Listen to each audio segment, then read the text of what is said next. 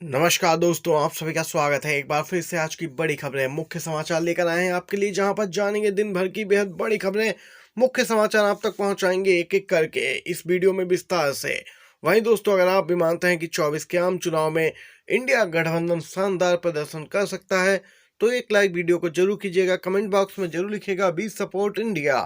पहली खबर आ रही है, विपक्षी पार्टियों को मिल गया है बड़ा मौका, बीजेपी घिर चुकी है चौतरफा। जी हां दोस्तों, बैकफुट पे दिखाई दे रही है बीजेपी, क्योंकि बनारस में दोस्तों बीजेपी आईटी सेल के 3 युवक गिरफ्तार किए गए हैं।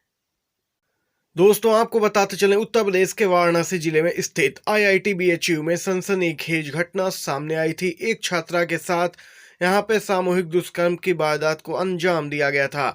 आपको बता दें, अब 60 दिन बाद मामले में बड़ी कार्रवाई की गई है। 3 युवकों को गिरफ्तार किया गया है।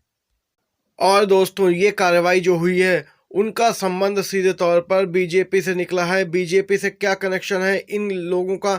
ये 3 युवक दोस्तों बीजेपी आईटी सेल से संबंधित हैं। जी हां दोस्तों, अभी तक इन्हें बचाने का पूरा प्रयास किया गया। मामला इतना हाई प्रोफाइल था कि 60 दिन लग गए गिरफ्तारी करने में। दोस्तों बीजेपी आईटी सेल के 3 सदस्य गिरफ्तार किए गए हैं।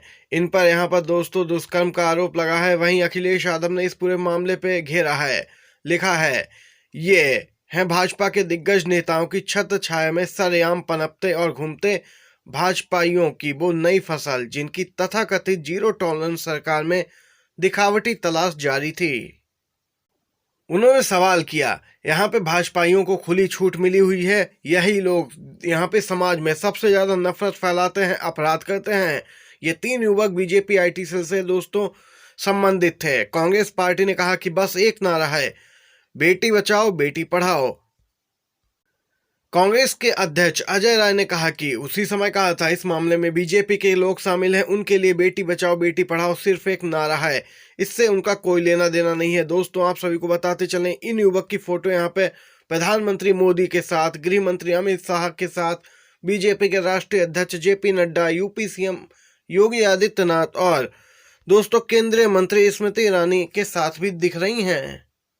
वहीं कांग्रेस प्रवक्ता सुप्रिया सिंह ने कहा पीछे रहने वाली। उन्होंने कहा कि मामला बनारस का है, लेकिन अभी तक न वहां के सांसद मोदी जी और न ही महिला विकास मंत्री स्मृति ईरानी ने एक भी शब्द बोला है। लेकिन एक बात साफ है, बीजेपी न सिर्फ बलात्कारियों को संरक्षण देती है, बल्कि उन्हें ऊंचे पद और शीर्ष नेतृत्व के करीब भी रखा जाता है।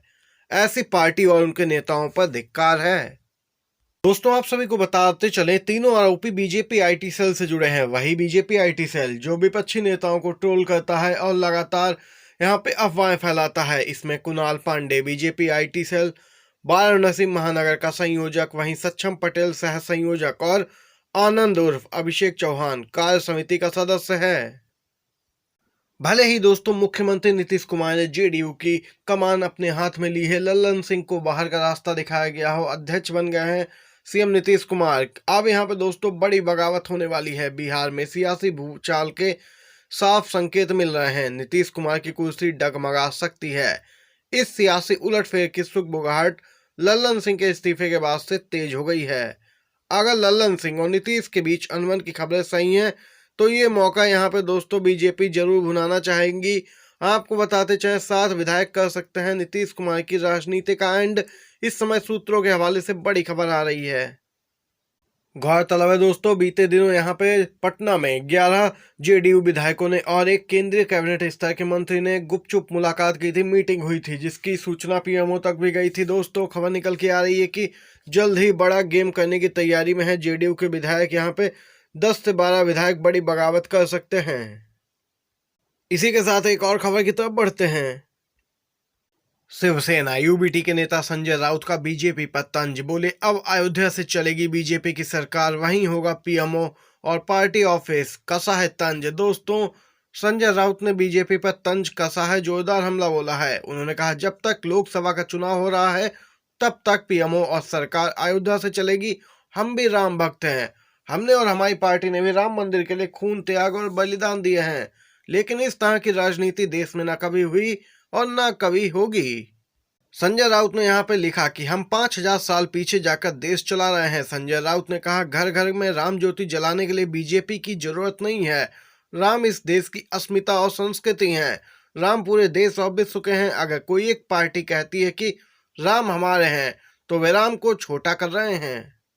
इससे पहले संजय राउत ने कहा था कि 22 जनवरी के बाद बीजेपी श्री राम को पार्टी से प्रत्याशी बना देगी। तंज कसा। वहीं राम मंदिर के प्राण प्रतिष्ठा समारोह में जाने को लेकर संजय राउत से सवाल किया गया तो उन्होंने कहा कि बीजेपी ने इसे इवेंट बना दिया है और वहां इस इवेंट में नहीं जाएंगे।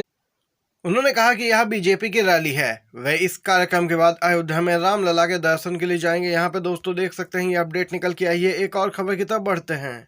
मध्य प्रदेश भाजपा में पहली बार कलह नजर आई। जी हां दोस्तों, देपलापुर में भाजपा समर्थकों ने कैलाश विजयवर्गीय का पुतला फूका। समर्थकों का कहना है कि 2 दिन पहले इंदौर भाजपा कार्यालय पर विधायकों का सम्मेलन था। इस सम्मेलन में सभी विधायक मौजूद थे। इस सम्मेलन में कैलाश विजयवर्गीय ने तंज कसा था, जो भाजपा कार्यकर्ताओं को नागवार गुजरा है।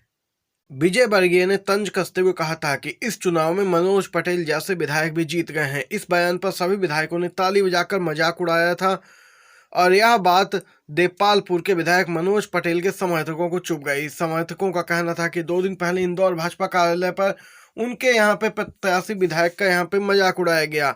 उन्होंने कैलाश विजयवर्गीय को जमकर घेरा है। आपको बताते हैं कि इस पूरे मामले के बाद कैलाश विजयवर्गीय का बीजेपी कार्यकर्ताओं ने ही पुतला फूका। इस पुतला दहन कार्यक्रम में मनोज पटेल समर्थक की संख्या यहाँ पे दोस्तों 600 से 700 रही। यहाँ पे ये बड़ी अपडेट निकल के आई। देख सकते हैं कैलाश विजयवर्गीय के खिलाफ बीजेपी कार्यकर्ताओं में कितना आक्रोश है। दोस्तों, कैलाश विजयवर्गीय का पुतला फूका गया है। एक और खबर की तरफ बढ़ते हैं। साल के बीते दिन दोस्तों, प्रधानमंत्री मोदी ने यहाँ पर मन की बात कही और इस मन की बात के बाद वह विपक्षी दलों के निशाने पर आ गए। पश्चिम बंगाल से खबर आ रही है, जहाँ पर कांग्रेस नेता अधीर रंजन चौधरी ने प्रधानमंत्री मोदी के मन की बात कार्यक्रम पर तंज कसा है। अधीर रंजन चौधरी ने कहा कि झूठ सुनते सुनते आम जनता हैरान हो गई है। प्रधानमंत्री मोदी के मन की बात सुनते सुनते इतने साल गुजर गए, लेकिन आम आदमी की जेब खाली हो गई है। आज हिंदुस्तान में निचले स्तर के 50% लोगों के पास देश की कुल धन का 3% है। चुनिंदा लोगों के हाथ में देश की 66% संपदा है। यह सब बीजेपी द्वारा ही किया गया है। अधीर रंजन चौधरी ने जोरदार हमला बोला है। बिग ब्रेकिंग न्यूज दोस्तों इस समय की निकल के आ रही है। उत्तर प्रदेश में इंडिया गठबंधन सीट शेयरिंग फार्मूला सामने निकल के आया है। सूत्रों के हवाले से फिलहाल ये फार्मूला बताया जा रहा है, जिसमें 60 सीटें समाजवादी पार्टी को मिलती हुई दिख रही हैं। वहीं कांग्रेस पार्टी की बात करें तो 10 सीटें कांग्रेस पार्टी के खाते में जा रही हैं। 10 सीटों पर कांग्रेस लड़ेगी और 8 सीटें दोस्तों आरएलडी को और 2 इनके अन्य सहयोगियों को मिल सकती हैं, जिनमें से Nagina Lok Sabha seat Bhim army chief Chandrashekhar Azad को दी जा सकती है। इंडिया गठबंधन की ओर से ये बड़ी खबरें थी दोस्तों। मुख्य समाचार। वीडियो पसंद आया हो तो लाइक कीजिएगा, चैनल पर नए हैं तो सब्सक्राइब करके घंटी के आइकन को जरूर दबाइए। बड़ी खबरें आप तक पहले पहुंचे। धन्यवाद।